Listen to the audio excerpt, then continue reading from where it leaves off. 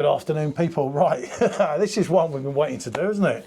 Yeah, it is. From our friends at Neptune Brewery. And what we've decided is to pair it in as 4 rather than 1. We'll mainly be concentrating on that first because obviously, and we have the glass. This was kindly sent down to us by Neil Long. It's part of their Oktoberfest range. We've already reviewed some of them and they have delivered. I do remember watching Simon's video of this and he was like, wow, Stone the Crows. Yeah, this is a good brewery. I'm really looking forward to trying this, and yeah, thanks again, Neil. So yeah, this is one that coming in at 5%. I've heard really good things about as well. Yeah, as I say, I actually put this review back because I'd have been too much on that. Simon's was like, wow. So I'm going to kind of be. You didn't actually watch Simon, so it's not the same for you as it is me. So it was kind of like, and we were going to do this against the Bock one, but it's really probably better like this because you've got a dark beer. You've got Rivington, our friends from Rivington, a dark lager at 4.8. You've got this one, which was quite of interest from Utopian, the Dunkel at 4.9, which is a collaboration with Braybrook Beer Company. Again, naturally independent, British brewed, and the same as with this one, and that's their black lager at 5.9. So, if you pour, I'll pour the important this one. Yeah. And I'll see what we get from these. This is a Dunkel style dark lager, hopped with pearly, and that's the Rivington one. That, to be honest, although the second lot, hopefully you've watched the review, you was a lot more taken in with, wasn't you? Superb.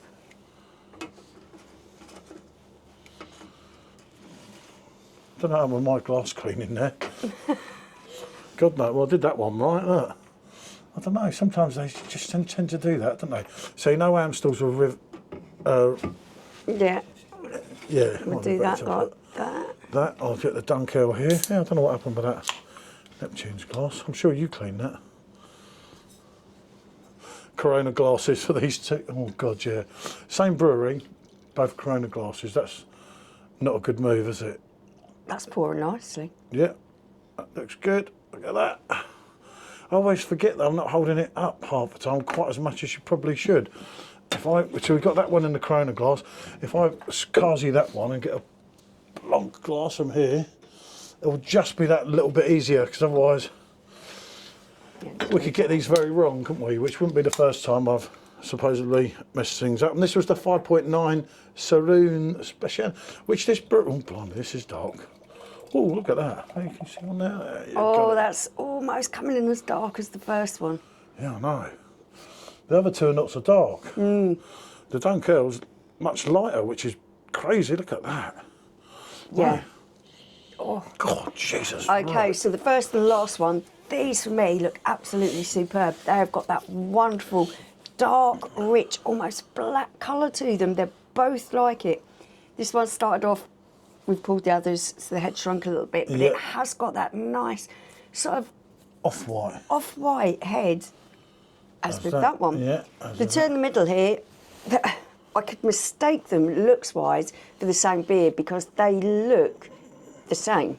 They're a dark amber colour with a slight glow of orangey red to them, like a burnt orange kind of colour to them. Yeah, they do. They do look good. They do look good in their own way because that is they are based on Dunkels, so that is Dunkels. Because really, you've got your two darks and your two Dunkels. Yeah. Now, I would have expected these to be darker. But a Dunkel style. Well, Dunkel's not dark. Think of Frankie Dunkel. Dunkel's not black. It's a little bit darker than that. Yeah, okay. Well, right, can you get down with the okay. saucer, please? Right, let's try. Have a ponder on that. Oh, wonderful. We were trying to do these ones quick. A bit of caramel. Yeah, there's going to be too much to talk about. Caramel, slight hint of vanilla, roasted hazelnut. Oh, slightly toasted bready kind of smell. That is just wonderful, and the aroma. That was made for smelling, that one. God blimey, yeah. chocolate predominantly I get. I'm getting like a roasted hazelnut kind of smell Yeah, there's with caramel. You can definitely smell the dark malts they use, can't you? Isn't that light coffee in the background? I'm not picking up any hints of coffee, which for me is a good thing, because if there's any coffee taste in there, it will be quite subtle. No, you could go along with vanilla. Caramel more so maybe, yeah. God, yeah. Go on then, I'll let you go first. I've got a feeling that's going to be... Yeah. From the aroma, I'm really loving the smell of this. This was a Stone the Crows. And it was. He was going, whoa! Had it out the fridge a little while. So it still looks quite cold, but not too cold.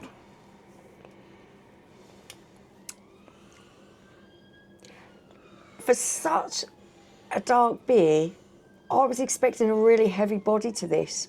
It isn't, it's quite light and refreshing. It's still got quite a creaminess. Yeah. There's some toasted notes in there, and I am going with hazelnut. There is a hazelnut kind of taste to that. What it's doing is holding the creaminess all the way through, isn't it? But it's not heavy with it. It does have the hoppiness, doesn't it? But it's just so smooth. Jesus. Ooh, okay. You've got some lovely fruit.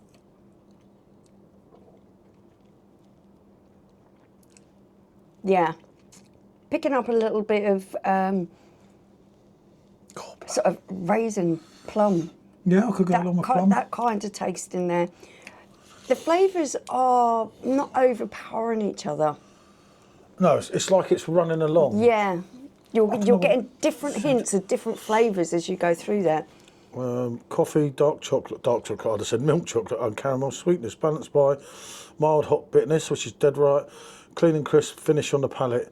I like an easy drinking without any heaviness despite its dark colour. Yeah. Should always read the back. We've created 4 variants, and that's the 4. And I'd need a magnifying glass to read that. and we were so fortunate, and they'll send in the 4 of these because that. You're saying the dark chocolate, you do kind of get left with that lingering kind of taste. There is a slight bitterness. Yeah, there's a bitterness at the end. I love dark chocolate because you get that kind of creaminess that you get from milk chocolate, but with the bitter taste. And that actually, you haven't read that, is really predominant of what I'm kind of feeling at the end of that beer. This is a winter conception. I was just thinking we should go on this one secondly. Packed with British grown fuggy hops, this beer is big, bold, and we'll leave. You want to know? I think we should go on that one next, and then do them 2 after. Yeah, so okay. Go with that one. And this is Utopian. That have been really good so far. It's a black lager. We've still got some lagers to review by them. Obviously, some things get drunk here and there as well, and some we just don't end up doing. A little bit of almond in there. Blimey. Maybe a little bit vanilla. I'm not picking up on the big aromas that I was getting off the first one. I didn't think you would. I mean, Neptune's wise and delivered, didn't it? A Liverpool-based brewery as well. I don't know where these ones are. Neptune's were. Oh, these in Devon. Yeah. So we have the box of these. Yep. Huh? And that one's a bit more punchy. That's 5.9. I'll tell you what. But it wasn't giving off those big aromas that one was. No, but it's not half bad. Okay, let's have it. Totally full of flavour as well. Again, I'm normally, sometimes with dark lagers, I can be like, oh, it's more your thing. Like the time in Czech Republic, all that time ago, I was like, a dark lager, I was like, I can't drink now. And when I tried it, I was all right with it, but that's what I was actually like. This was only, what, 7, 8 years ago? Now that's not bad. I don't think it's got as much going on as that. It isn't as complex. It hasn't got but as many flavours going on to it. It's decent enough. It's got a nice mouthfeel. It's quite creamy. There's a bit of that kind of vanilla, almondy taste at the beginning. It's quite bitter on the end. Oh, it's all right. It's not bad. It's not bad at all. It's not as good as that one. No, and The 5.9 though, it's pretty well hidden. It is. Okay. Right, on to the Dunkels, or the Dark Lager, as we're going to call it. This is Rivington, a favourite of a lot of you. There's a bit more on the bottom of that afterwards. Do excuse the glassware, but we're in a bit of a mess with glasses at the moment. God, that's almost kind of got a cherry kind of smell to it. There's some fruit smells in there. Cherry, apricot. Peach. I'll let you go first. Dunkel is more Michelle's thing, whereas so I'm more of the lighter ones. But that you totally give it a go.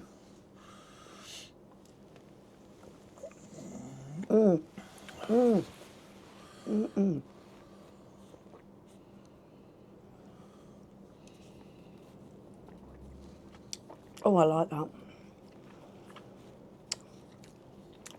That's got like a combination of fruits going through it.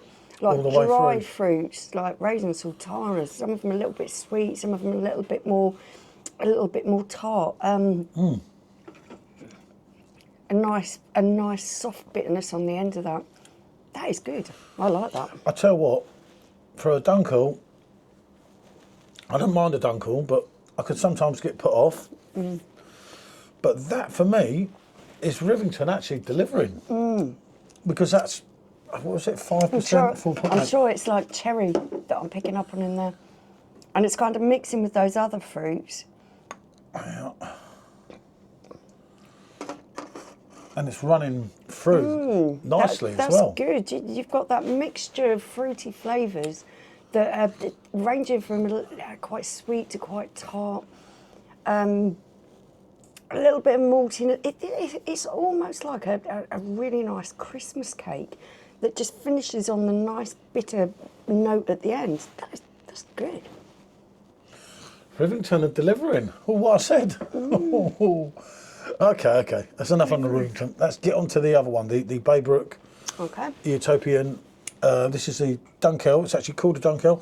Everything British brewed, from what I can get it. This is their collaboration lager from the Love Beer Fest. I can't read the back, otherwise I could give you an insight here, but it's basically I don't know if my nose is playing me up. I want to have a good sniff again. I'm not.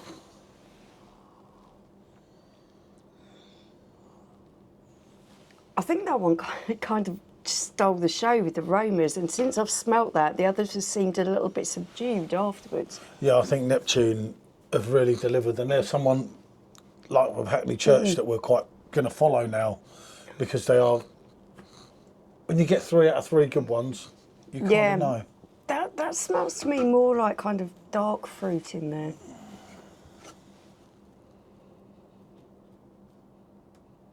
Yeah, it's a lot less aroma than the others. I'll let you go first. Okay. And then we'll go back, and we're trying to do these two and then them two, I think. If that tastes anything like, I think it's going to be like that. No, that one's not doing it for me. Right, hold on. Hit It's the road, got Jack. that kind of smoky taste that reminds me of someone who's stuck a dog end in your beer. Oh, yeah. Sorry. Some people absolutely love it. And as an ex-smoker who still loves to smoke at times, you would think that I would like it. I can't stand it. That for me is a big no, purely because it tastes like drinking a dog end. No, that's a no for me. That's gone. Did you pick that up straight away as well? Reminds me of that beer, and they put it in the beer groups. It still haunts me. It's like someone stuck dog ends in and you've drunk it by accident. If you remember the smoked beer, one of the first ones we did when we used to get the bottles in, long before even Marcus from Germany, and I gulped it, and I was like, "Oh, what have I done?" And I couldn't work out what it was. Yeah, And loads of us got done on that. And for me, that's just a no. unfortunately, nothing wrong with it, Personal but it's preference. not our But style. for me, that's what it tastes like. Okay, so we are going back in on these guys. Yeah, I'll just try one more bit. Yeah, you get. I can't. Oh, this is so rich in aroma. This is just wonderful. but it does have You that. feel like you could almost drink it just by smelling the notes that are coming through. I did tell you this was a cracker. It's kind of even with these, isn't it? I mean, that's just not our thing. And you want to go back that way? Yeah, whatever way you want. I'll just follow you through this. I knew this was going to be, as I say. Those toasted, sort of roasted notes, they really complement the fruity notes in there. And it's lovely. The Oktoberfest range they've done, it's like they've really pulled out all the stops here, haven't they? They've gone on it, said they're going to deliver, and basically they have, haven't they? That one's got a little bit more bitterness at the end, and not as much fruit. It just doesn't feel quite as balanced as the first one. I want to go back in on this one. I like this one.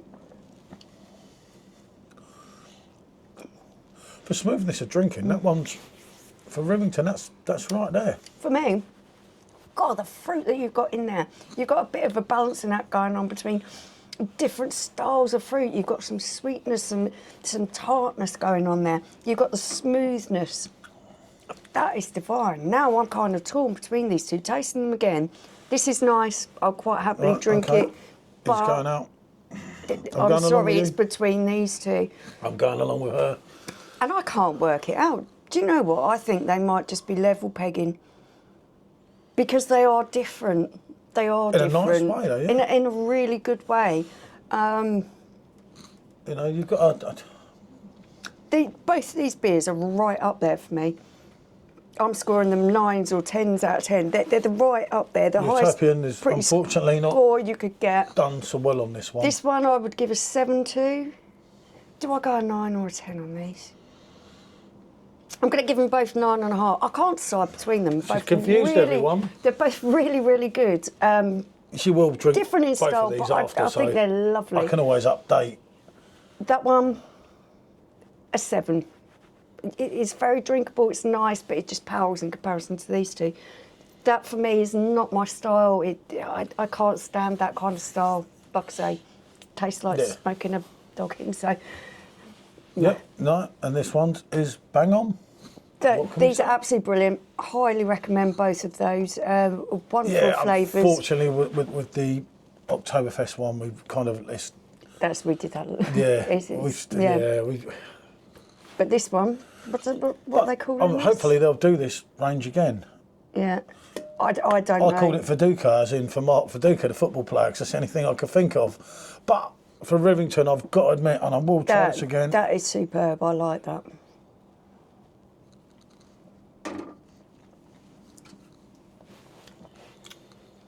But that, I think it's more different. You've got the toasted notes in there, but they're so well balanced out with all the other flavours you've got in there. Both got a lot going for them. I didn't mind that one, but I'm just going along with Michelle here because I didn't want to do a 100-minute video There is that no one absolutely watched. nothing wrong with this beer at all. But it's not at the races But compared to them two. It which is pales fair in enough. comparison to those two. So, what can we say? If there's going to be a winner, it's probably that one, then that one. Yeah. But it's close. It's These nice. two, unfortunately, not at the races today. You can't win them all. What can I say? Thank you for watching, and thanks for your continued support, and bonjour.